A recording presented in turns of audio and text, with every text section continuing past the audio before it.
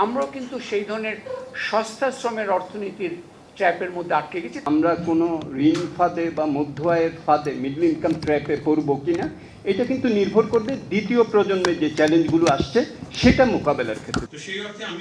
দেশ স্বাধীনের প্রথম ২৫ বছর দেশের অর্থনৈতিক পরিস্থিতি যতটা হতাশার ছিল, পরের ২৫ বছর ছিল অনেকটাই আশাব্যঞ্জক। গত ৫০ বছরের বাংলাদেশের উন্নয়নের অর্থনৈতিক, রাজনৈতিক, সামাজিক পরিবর্তনের নানা দিক উঠে এসেছে সিপিডির প্রকাশিত বাংলাদেশের ৫০ বছর শীর্ষক গবেষণায়।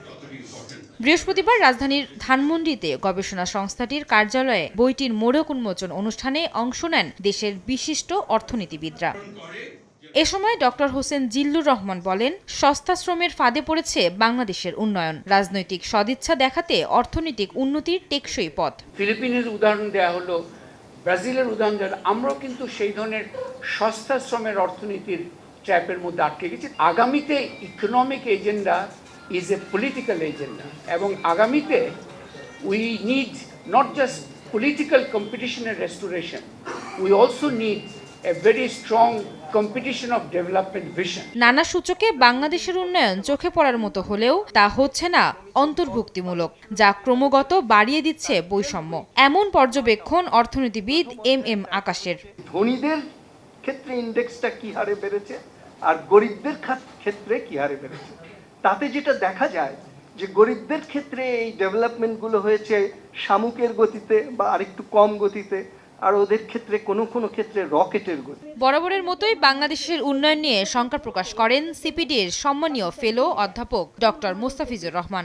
বাংলাদেশের স্বল্পোন্নত দেশ থেকে উত্তরণ টেকসই হবে কিনা, বাংলাদেশ নিম্ন মধ্য আয়ের থেকে যে মধ্য আয়ের দেশে উন্নীত হলো, এই মধ্য আয়ের উত্তরণ এটা টেকসই হবে কিনা, আমরা কোনো ঋণ ফাঁদে বা মধ্য আয়ের ফাঁদে মিডল ইনকাম ট্র্যাপে পড়ব কিনা এটা কিন্তু নির্ভর করবে দ্বিতীয় প্রজন্মের যে চ্যালেঞ্জগুলো আসছে সেটা মোকাবেলার ক্ষেত্রে। তবে লাল সবুজের দেশকে ভিন্নভাবে দেখেন সিপিডির প্রতিষ্ঠাতা চেয়ারম্যান অধ্যাপক রেহমান সোবহান। তার মতে দৃঢ়ভাবে সামনে যাওয়ার মতো যথেষ্ট সক্ষমতা রয়েছে বাংলাদেশের। Very significant improvements have taken place. And if you look at the ready-made garment industry today, lot of backward linkage is taking place. Most of the fabric is being locally produced, yarn is being locally produced. Our remittances have now gone up to over $20 billion. So all those reflected at the economic level considerable change, not just in terms of growth of the economy, but in terms of reduction of poverty, in terms of improvement in human development. এ সময় বাংলাদেশের অবকাঠামো খাতের উন্নয়নকে অর্থনৈতিক করিডোরে পরিণত করার পরামর্শ দেন অর্থনীতিবিদরা। আয়েশা সিদ্দিক সামিয়া, সময় সংবাদ, ঢাকা।